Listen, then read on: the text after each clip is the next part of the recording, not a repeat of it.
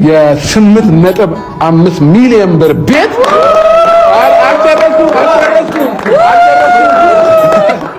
እሺ ነገራችሁ አልጨረስኩኝም። የ8.5 ሚሊዮን ብር ቤት ባለ አንድ መኝታ ግን ደግሞ ነገና እና ደግሞ ሙሉ ክፍያ ለሚከፍል ሰው 35% ዲስካውንት እንደነበረው ሰማሁኝ። አንዳንድ ነገሮች ቴሌግራምም ላይ አየሁኝ። ከዛ ዲስካውንት ማድረጋቸው ስሰማ በ5.7 ሚሊዮን ብር ባለ አንድ መኝታ ቤት ለሩታዬ ገዝቼላታለሁ ማለት ነው። ከና እናቴ ጋር ጎረቤት ልትሆን ነው ማለት ነው ሩታ እና ሩታዬ ይሄንን ቤት ስገዛልሽ፣ ያው ቤት ሲባል ብዙ ጊዜ ሁላችንም እናከብደዋለን። አዲስ አበባ ውስጥ ቤት መግዛት ማለት 12 ሚሊዮን ብር፣ 17 ሚሊዮን ብር፣ 15 እኔ ራሴ ለመግዛት ባለ 3 መኝታ እኔና ሩታ አብረን በምንኖር ሰዓት ብዙ ነገር አስብ ነበርና በጣም ውድ አረጌ ነበር አእምሮዬ ላይ የምስለው ማለት ነውና በቀላል መንገድ እንደዚህ መግዛት እንደሚቻል አላወቅኩኝም ነበረ። የምሬን ስነግራችሁ ባለ አንድ መኝታ ከ8 ሚሊዮን ብር በታች የለም አዲስ አበባ ውስጥ፣ ወይንም ወደ ውስጥ ገባ ብሎ ምናምን ነገር ነውና ይሄ ግን የምንም ወደ ውስጥ ገባ ሳይል ቦታውን እያንዳንዱን ነገር የሚነግራችሁን ሰው አዘጋጅቼላችኋለሁ እና በ5.7 ሚሊዮን ብር ነው ባለ አንድ መኝታ ቤት የገዛሁላት ማለት ነው። እና ክራይ ቤት ነይ ወደ ቤት ግቢ ምናምን ነገር ስላት ክራይ ቤት መግባቱ በጣም ደብሯት ነበረ። ግን ደግሞ አሁን ለትንሽ ጊዜ ብቻ ነው የቤት ክራይ ላይ የምትቆየው ማለት ነው። ከትንሽ ጊዜ በኋላ ወደ ራሷ ቤት የምትገባ ይሆናል ማለት ነው ቤተሰቦቼ።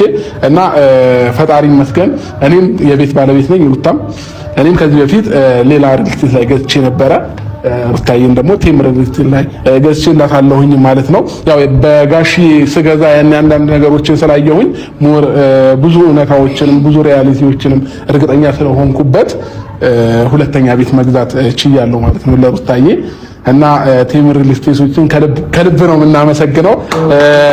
ሞር ደግሞ ማለት ነው ፋሚሊዎቼ ይሄንን እድል እኔም ስላገኘሁኝ ለእናንተም እንዲሆን ብዬ ስላሰብኩኝ የምሬን ስነግራችሁ በገና ምክንያትና ሙሉ ክፍያ በመክፈሌ ምክንያት 35% ሙሉ ነው የቀነሱልኝ። የ8.5 35% ደግሞ ወደ 5.7 መጣ ማለት ነውና ሙሉ ካሽ ከፍዬ ነው እንትን ያልኩት። ወረቀቱንም ምናምን ነገር ደግሞ እዚሁ ነው አስረክበናት የምንሄደው። አንድ ጊዜ እንግዳችንን ወደ መድረክ ጠርተን ያሉትን ነገሮች እያንዳንዱ ነገር ያስረዳሻል። ወረቀትሽንም ካርታሽንም ሁሉ ነገር በእጅ ሲገባ ያኔ ሞር ታምኛለሽ ማለት ነው። እና ሩታዬ ስለሚገባሽ ነው ያደረኩልሽ። እሺ እና ደግሞ ቤተሰቦቼ ይሄንን እድል ወደ እናንተ ማምጣት ስለምፈልግ በዚህ ታይም ይሄ የገናን ወቅቶች ሳያልፍ እናንተም እንድትጠቀሙ ስለምፈልግ እንግዲህ እንግዳችንን ወደ መድረክ ጋብዘን እንዴት ነው ያለው ነገር ያስረዳቸዋል ማለት ነው። ለሩታዬ ወረቀቱን ይሰጣል ማለት ነው።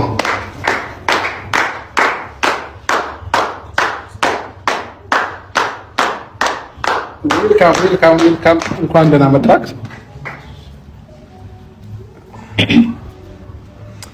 ሰላም እንዴት ነህ? ሰላም እንዴት ናችሁ? አለን እግዚአብሔር ይመስገን። እኔ እና እሷን የምናምረው ወይስ ሁላችንም? ሁላችንም እናምራለን።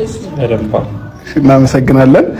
ሩታ ልታምነኝ አልቻለችም እና ያሉትን ነገሮች አስረድታት በደንብ ማመን ስላለባት ንገርልኝ፣ እንዴት እንደሆነ እንዴት እንደገዛኋችሁ እናንተም እንዴት ዲስካውንት እንዳደረጋችሁልኝ ንገራትና አሳምናት። እሺ ያው አብርሽ የቴምር ቤተሰብ ነው። ከዚህ በፊትም መጣ ከጋሽዬ ጋር ነበርና ከጋሽዬ ጋር ገዝተን ነበር ባሉት መኝታ ካስታወሱ ኦዲየንሶች ካስታወሱ ከዚህ በፊት ያስታውሳሉ፣ አይረሱም። የቅርብ ጊዜ ትውስታችን ነበርና ያን የጋሽዬን ፕሮግረስ አይተዋል። በደንብ ባጋው እየተሰራ እንደሆነ የግንባታውን ጥራት አይተሃል፣ ፍጥነቱን ማይተክ። ከዛ በኋላም ኮሚኒኬት እያደረግን ነበር ከኛ ጋር ያሉትንም አዲስ አሁን ለባለ ያወጣነው ኦፈር አሳየንክ።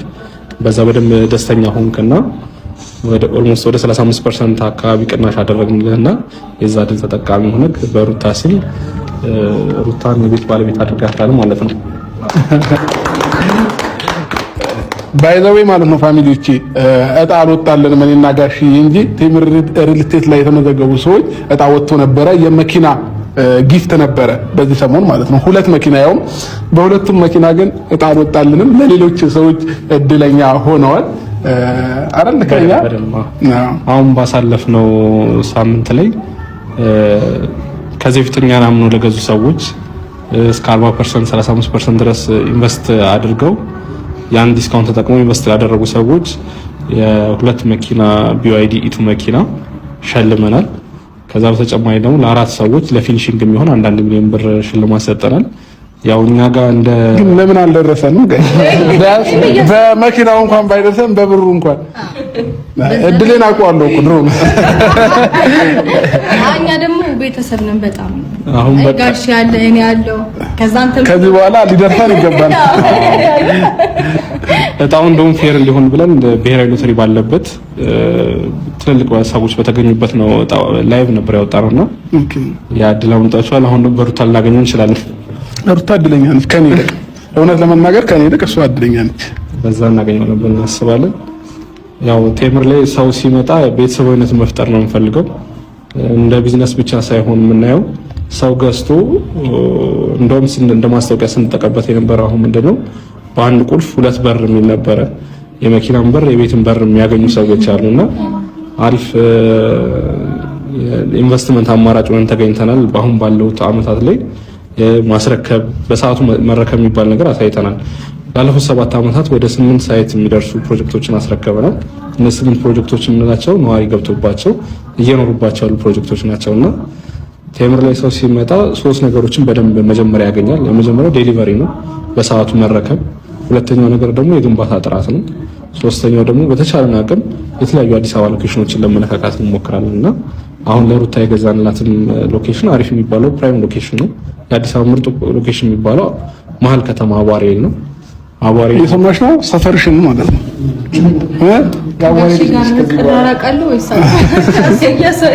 አይ ብዙም አተራራቂም ግን አሪፍ መሀል ቦታ ላይ ነው የገዛሁልሽ። እሺ ዳር ምናምን እንዳይመስልሽ ዲስካውንት የተደረገው ማለት ነው ስለራቀ ምናምን ሳይሆን ካሽ ስለከፈልኩኝ ነው። እሺ ስላደረጋችሁ ነው። የአቧሬ ማለት ለካሳንቺስም ለፒያሳም ለሜክሲኮም ለሁሉም ሴንተር የሆነ ቦታ ነውና ፕራይም ሎኬሽን ነው። ከቤተ መንግስት ወረድ ብሎ ያለ ሎኬሽን ነውና ከሴኩሪቲም አንፃር ከጸጥታም አንፃር ስናየው በጣም የሚወደድ ሰፈር ነው። ለኢንቨስትመንትም ለሚሆን ሰፈር ነውና ሎኬሽናችንን በደንብ አይታችሁ እዛም ስለገዛህን እናመሰግናለን። እኛን ማምነህን ከሁለተኛ ቤት ስለገዛ ደግሞ በጣም እናመሰግናለን። በሌላም እንገናኛለን ብዬ እናስባለን። በቤተሰቦችም በጓደኞችም በሌላ እድሜ ጤና ይስጠን እንጂ ገና በልጄ ስም ይኖረኛል ቤት ማለት ነው። በዛም እንገናኛለን ብዬ እናስባለን። ቀጣይም ሌላ ፕሮጀክቶች አሉ። አሁን ላይ ምስቲ ነው ያሉ ሳር ቤትም እንደምናውቀው የኤምባሲዎች ብዙ ኤምባሲዎች ያሉበት ከ17 በላይ ኤምባሲዎች ያሉበት አካባቢ ነው። የዲፕሎማቶች ሰፈር ነው ሳር ቤት አፍሪካ ህብረትን ጨምሮና እዛ ላይም የቀሩን ባለ 3 መኝታ ጥቂት ቤቶች አሉ ከ139 ካሬ ጀምሮ የምናገኛቸው እዛ ላይ መሳተፍ ይችላሉ ቤተሰቦቻችን። ከዛ በተጨማሪ ደግሞ ወቅቱም አሁን ገና ነው፣ የገና ሰዓት ነው። ለስጦታ ሰው ብዙ ስጦታ የሚያበረክትበት ወቅት ነውና ከ2,500,000 ብር ጠቅላላ ክፍያ ጀምሮ ሱቆችን ማግኘት ይችላሉ። እኛ ጋር አሁን ከመጡ ሱቆችም አለ። አቃልቲ ስቴዲየም ላለው ገላን ኮንዶሚኒየም አካባቢ 2.5 ጠቅላላ ክፍያ ለወዳጅ ሱቅ አይደለም። ወደ ሱቅም ደግሞ ላደላም እያሰብኩ ነው። ሩታ እንዴት ነው ቤቱ? እኔ ሱቅ ከፍትላለሁ። አይ የምሬ ነው። ዳት 2.5 ሙሉ ክፍያ ሱቅ ማግኘት ማለት የት አካባቢ ነው ግን? ገላን ኮንዶሚኒየም ወይ አቃልቲ ስቴዲየም ነው ብዙ ሰው የሚያውቀው። እሱን አለፍ እንዳሉ እዛ አካባቢ ያለን ቅድመ ክፍያው 500,000 ብር ነው። ቀሪውን ደግሞ ቀስ ብለው በ2 አመት ውስጥ ከፍለው የሱቅ ባለቤት የሚሆኑበትን ማማራጭ አመቻችተናል። ይሄ ነገር ውስጥ እኔም ልገባ እያሰብኩኝ ነው። ወደ ሱቁ ደግሞ ከቤት ወደ ሱቅ ደግሞ አሪፍ ነው። በሎልስ ደግሞ አንድ እናስብበታለን። ለማንኛውም ግን ደግሞ ማለት ነው የምሬን ስነግርህ ይህንን እድል ያው እኔም አግኝቼዋለሁኝና ዛሬ ካሜራ ደቅኜ ምናምን ሩታዬንም ሰርፕራይዝ ያደረኩበት ምክንያት ምንድነው? ሌሎች እኔን የሚወዱኝ አድናቂዎች አሉ ኢትዮጵያ ውስጥም ከኢትዮጵያ ውጪም ያሉ ማለት ነው። እና ይህንን እድል እንዲጠቀሙበት ስለምፈልግ ምናልባት የምትላቸው ነገር ካለ ሞር እኔ ለነሱ ማብራራት ትንሽ ስለሚከብደኝ ሞር ብታብራራላችሁ ደስ ይለኛል፣ ያሉትን ነገሮች ማለት ነው። እና እኔ ሙሉ ክፍያውን ከፍዬ ገዛሁኝ እንጂ በቅድመ ክፍያ ከስንት ጀምሮ ነበር ቤት ላይ ያለው ቅድመ ክፍያ? ቅድመ ክፍያ እነዚህ ሳይቶች ላይ ነው 10% እና 20% ይሆናል። ስለዚህ እኔ ሙሉ ከፈልኩኝ እንጂ አሁን የ8.5ን 10% እና 20% ከፍላችሁ ቅድመ ክፍያ ሌላውን በረጅም ዓመት መክፈልም እንደሚቻል በዚህ አጋጣሚ ልነግራችሁ ፈልጋለሁኝ። እና እኔ ግን የምሬን ስነግራችሁ ሙሉ ክፍያውን ከፍላችሁ 35% ዲስካውንት ተደርጎላችሁ እንደኔ ባጭር መጠናቀቅ የመሰለ ነገር የለም፣ ባንክ ብር ከመቀመጥ ማለት ነው። ያው በደንብ አክቹአሊ ታውቀዋለህ አንተም ባለፈውም የጋሽን ስንገዛ በቅድመ ክፍያ ነበር የገዛነው። በቅድመ ክፍያ የሚገዛ ደንበኛ ምን አይነት አድቫንቴጅ ሌላ አድቫንቴጅ ይኖራል? እኛ ጋር በኢትዮጵያ ብር ነው ክፍያው የሚሆነው። በኢትዮጵያ ብርም ቢሆን ታውቀው ኢንፍሌሽን ያለባቸው ቦታዎች አሉና እኛ ጋር ግን ምንም አይነት ኢንፍሌሽን የለም። በዛው ፕራይስ ነው የሚያልቀው። የዋጋ ማስተካከያ ዶላር ቢጨምር ማቴሪያል ቢጨምር ምን ተጨማሪ ክፍያ እናስከፍላቸው። ስለዚህ ወለድ የለውም ምንም የለውም በዛው